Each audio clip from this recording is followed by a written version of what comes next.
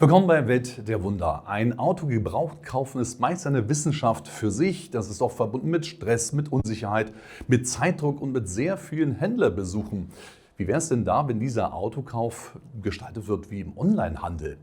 Das Unternehmen InstaMotion hat sich auf die Fahnen geschrieben, hier den Gebrauchtwagenmarkt digital zu gestalten. Und das wollen jetzt vorstellen Corbinian Raufer, Managing Director von InstaMotion, und Lisa Balthasar, Head of Growth Marketing.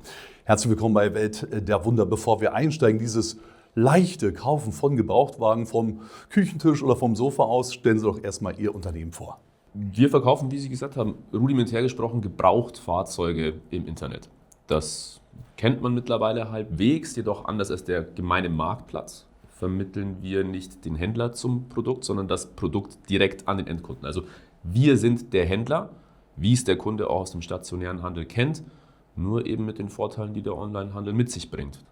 Komplett in Deutschland weit, die Demografie wird ausgeblendet und was auch ein großer Vorteil ist, wir machen das Full-Service-Paket. Der Kunde bekommt bei uns in kurzer Zeit sofort verfügbar sein Fahrzeug zugelassen, mit Service, TÜV, vor seine Haustür gestellt. Wie sind Sie auf die Idee gekommen, InstaMotion zu kreieren, zu gestalten, das Unternehmen zu gründen? Convenience. Ich persönlich bin Autofan. Ich liebe Autos. Ich bin der Meinung, Leute sollten mehr Auto fahren. Das ist in der heutigen Zeit vielleicht nicht die politisch richtige Einstellung, jedoch für den richtigen Moment das richtige Auto zu haben. Das ist super schwierig geworden. Es gibt Verfügbarkeitsprobleme im Markt, verschiedene Antriebskonzepte im Markt, verschiedene Finanzierungsmöglichkeiten und wir können von dem Kunden nicht erwarten, dass er sich mit all dem auskennt, von der technischen Komponente ganz abgesehen. Und hier versuchen wir die Kerbe zu schlagen. Der Kunde soll auf der Homepage bei uns ein Produkt finden, das er möchte. Und wir wollen da sicher gehen, dass der Kunde auch das Produkt bekommt, was er sich darunter vorstellt. Also es kommt vor, dass wir Fahrzeuge auch oder Kunden umberaten. Der Kunde will ein Fahrzeug und wir finden im Gespräch heraus, es wäre aber ein ähnliches geworden. Und so finden wir das richtige Produkt für den richtigen Kunden zum richtigen Zeitpunkt. Nun bin ich ja mal online, ich sehe die Fahrzeuge dort, kann mir eine ganze Menge vorstellen. Ich kann mir aber auch denken, die Sache mit dem Vertrauen, dann haben die ja wunderschönen Fotografen angeholt, das beste Bild in Szene gesetzt. Das ist doch bestimmt dann, wenn ich es hole oder wenn es mir gebracht wird, nicht mehr echt. Wie kommen Sie dem entgegen? Wir haben verschiedene Möglichkeiten, um den Kunden ein gutes Gefühl zum Fahrzeug zu geben. Zum einen, wie Sie sagen, die Fotos auf der Webseite, die sind sehr detailliert, damit der Kunde sehen kann, welcher Zustand das Fahrzeug hat. Dann, wenn der Kunde sich für ein Auto entschieden hat, spricht er mit einem unserer Berater. Die kennen sich sehr gut aus im Autobereich und fragen auch den Zustand des Fahrzeugs ab. Dann bekommt der Kunde, bevor er sich für den Kauf entscheidet, ein Dokument, wo alles dokumentiert ist über das Fahrzeug. Und dann kann der Kunde damit auch sicher sein, dass er das richtige Fahrzeug bekommt, das er da kauft. Und gleichzeitig sichern wir den Kunden auch im Nachhinein noch ab. Und zwar durch zwei Sachen. Zum einen die Garantie, die wir anbieten, zusammen mit der Allianz. Die ist ähnlich wie die Garantien, die die Hersteller bieten, wenn du auf eine Garantieverlängerung buchst. Und zum anderen, dadurch, dass es ein Online-Kauf ist, bieten wir ein 14-tägiges Rückgaberecht an. Das heißt, der Kunde kann ohne Angabe von Gründen das Fahrzeug wieder zurückgeben. Selbst wenn er sagt, das Blau, das das Fahrzeug hat, das gefällt mir nicht, dann ist das vollkommen in Ordnung und er kann das Fahrzeug wieder zurückgeben. Das fühlt sich an wie die längste Probefahrt. Also nicht nur mal kurz um die Ecke oder über den Platz oder Nummernschild fahren, sondern 14 Tage lang ein Feeling aufbauen oder eben kein Feeling dazu haben. Und dann sagt man, ich möchte es nicht mehr haben. Wie oft darf man denn sowas machen? So oft man möchte. Aber es kommt seltener vor, als man meint. Also wie eingangs erwähnt, Autos sind emotional. Sie sind nach der Immobilie eigentlich das zweiteuerste Gut, was sich ein Mensch anschafft. Plus, in den meisten Fällen ist das auch eine Willensentscheidung. Man sucht sich bewusst ein Fahrzeug aus. Und diese Probefahrt, die man sonst beim Händler gemacht hat, war eigentlich dafür gedacht, den technischen Ist-Zustand des Fahrzeugs abzufragen. Und wir wollen aber dem Kunden ermöglichen, die Probefahrt zur Probefahrt zu machen. Also ich sage mal, die beste Probefahrt ist der Alltag. Komme ich in die Tiefgarage, nicht nur bei mir, sondern auch bei meinen Schwiegereltern. Onlinehandel ist E-Commerce. Wie funktioniert es denn ganz konkret? Also Handy auf, InstaMotion aufgemacht, Fahrzeug gesucht und dann raufgedrückt und dann? Genau, also es ist tatsächlich, wie Sie beschrieben haben, klassisch, man kennt es, wie ein Online-Shop, nur mit ein bisschen teureren Produkten. Man sucht ein Fahrzeug aus. Im besten Falle ist das auch tatsächlich sofort verfügbar. Hier, wie Frau Balthasar erwähnt hat, wir prüfen immer, wenn der Kunde sich wirklich für ein Fahrzeug interessiert, den aktuellen Ist-Zustand mit unserem Handelspartner und hier entscheidet sich auch, ist das Fahrzeug wirklich verfügbar. Danach prüfen wir mit dem Kunden die Zahlungsmodalitäten, weil, wie auch eingangs erwähnt, man kann finanzieren, man kann die Fahrzeuge natürlich auch per Überweisung kaufen. Und in der Zwischenzeit kümmern wir uns bereits um die Logistik. Das beinhaltet, wir machen die Fahrzeuge technisch einwandfrei sauber, das heißt, sollten irgendwelche Lampen leuchten, Service fällig sein, ist ein TÜV zu machen, etc. etc. Das macht der Partner. Und während der Partner das tut, wird mit dem Kunden geklärt, dass die Zulassung gemacht werden kann. Also wir holen uns die jeweiligen Daten des Kunden, je nach Zulassungsstelle und Wohnort, lassen das Fahrzeug für den Kunden zu, beauftragen die Überführung und im besten Falle nach 14 Tagen steht das neue Auto gewaschen, sauber vor der Haustür.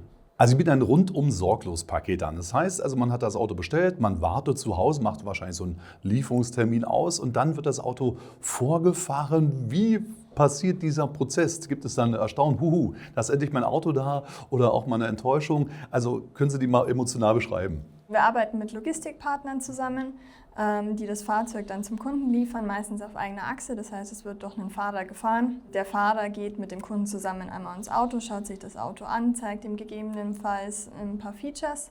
Und dann kann der Kunde letztendlich einsteigen und losfahren, weil das Auto ist ja schon fertig zugelassen und fahrbereit. Vielleicht eine kleine Anekdote eben. Also was wir erleben ist ja, unsere Kunden sind auto- und digital affin im Regelfall.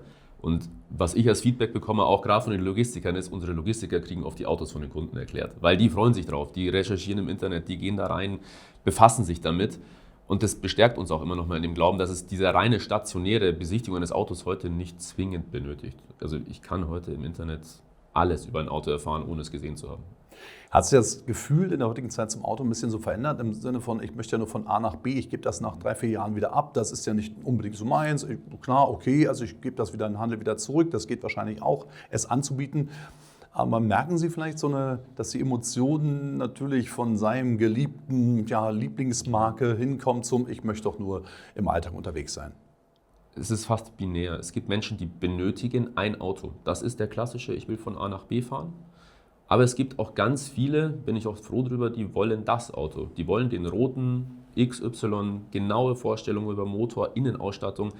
Das ist auch tatsächlich so unser Steckenpferd, weil wir eben aus dem großen Portfolio ohne demografische Zugehörigkeit das richtige Auto finden können. Aber ja, die Emotionalität zum Produkt nimmt ab. Aber ich glaube nicht, dass es was an dem Verhalten der Leute ändert. Sie werden trotzdem Autos brauchen am Ende des Tages, ob die jetzt finanzieren, leasen, besitzen.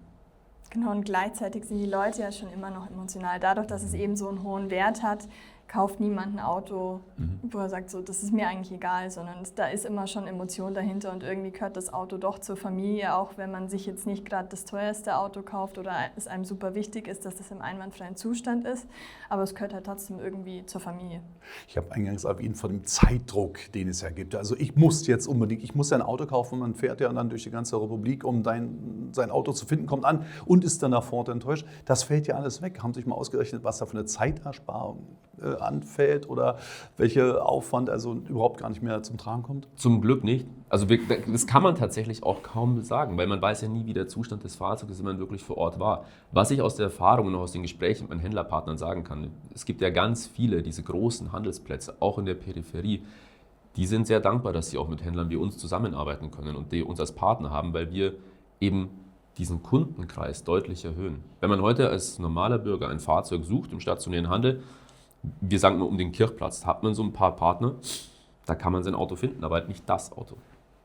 Thema Vertrauen spielt eine ganz, ganz große Rolle. Also Vertrauen auf einem E-Commerce-Händler, da ist natürlich dann immer so die Schwierigkeit, mein Gott, machen Sie das 1:1 in Präsenz. Da sind Sie aber Vorreiter. Also Sie haben eine ganz große Vertrauensbonus. Viele sind bei Ihnen Kunde, viele Händler sind Ihre Partner. Wie wichtig ist denn Vertrauen gerade in Ihrer Branche? Super wichtig, vor allem im Bereich Onlinehandel. Dadurch, dass die Kunden das Fahrzeug nicht sehen und das ist einfach gelehrtes Verhalten in Deutschland, du musst dein Auto Probe fahren, ist Vertrauen schaffen super wichtig. Deswegen setzen wir auch viel auf unsere Autoexperten. Und deswegen, man kann nicht sagen, wir verkaufen Autos rein online, weil wir immer die Beratungskomponente mit drinnen haben. Ein Kunde bei uns telefoniert immer mit einem unserer Berater und ist damit abgeholt. Und das schafft ganz viel Vertrauen. Das sehen wir auch bei den Bewertungen, die wir bekommen, dass die Kunden immer vor allem glücklich sind, wenn die Beratung sehr, sehr gut ist. Und das ist dann das A und O, um Vertrauen zu schaffen. Nun haben wir eine Diskussion in Deutschland, war das Thema Benzin, Diesel, Elektro. Spüren Sie auch auf Ihren Markt dort eine Art Unsicherheit? Diese Diskussion ist nicht neu, aber das Elektroauto, wir nennen es im zweiten Markt, das kommt jetzt erst. Was wir feststellen, ist, dass Kunden, die bei uns kaufen, eher eben technisch affin sind. Bedeutet, unsere Quote an verkauften Elektrofahrzeugen ist höher als im Schnitt im stationären Handel. Aber das liegt tatsächlich auch daran, weil wir eben über unsere Gruppe Fahrzeuge auch ins europäische Ausland verkaufen. Also für den Händler hat das eher aktuell Vorteile, weil wir die Elektroautos tatsächlich gut abfließen lassen können. Aber wir merken auch deutlich, dass die Endkunden mehr Vertrauen schöpfen und generell offener sind gegenüber der Technologie. Jetzt haben Sie schon die Zukunft angesprochen. Also es entwickelt sich auch bei den Elektrofahrzeugen auf dem Gebrauchtwagenmarkt. Blicken wir nochmal in die Zukunft. Was meinen Sie, ist dieser Markt, E-Commerce mit Gebrauchtwagen, wird wachsen? Es ist immer in die Glaskugel gucken und da muss man vorsichtig sein, weil das hat ganz viele äußere Faktoren. Aber wir glauben, dass das Wichtigste ist, eben das richtige Produkt zu finden. Und eine dieser Strategien ist, was wir können, ist europäisch werden. Also wir können bald einem deutschen Kunden ein Auto aus dem Ausland anbieten. Umgekehrt genauso, wir können in Frankreich Autos aus Deutschland verkaufen. Das ist, glaube ich, etwas, was allen hilft, dem Kunden als auch dem Handel. Und was auch tatsächlich ein ganz großes Thema werden wird, wird eben das Vertrauen in Elektromobilität. Wie prüfe ich, ob die Batterie gut ist? Ist das einheitlich? Gibt es da DIN-Normen, Standards? Das muss sich alles etablieren und das ist eine der größten Herausforderungen für den Handel in der Zukunft, glaube ich. Gibt es denn von Ihrer Seite noch Wünsche, die Sie jetzt haben, die Sie sagen, mein Gott, also in den nächsten 5 bis 10 Jahren würden wir gerne hier und da eine andere Entwicklung haben oder vielleicht ganz bestimmte? Von meiner Seite würde ich mir wünschen, dass tatsächlich Kunden Vertrauen haben, auch ein so teures Produkt im Online-Geschäft zu kaufen. Also wir sind da für den Kunden, auch Nachkauf, wenn Sachen nicht so sind, wie sie vorgestellt waren. Man kann sich immer darüber unterhalten und wir haben auch aus der Erfahrung gelernt, man findet immer eine Lösung. Und tatsächlich auch nochmal dieses Thema, eben wie wir angesprochen haben, Regulierungen. Wann ist eine Batterie gut? Ich würde mir wünschen, dass es dafür Standards gäbe, an die sich jeder in der Branche halten kann. Gebrauchtwagen kaufen leicht gemacht mit Digitalisierung von Instamotion, vorgestellt hier bei Welt der Wunder.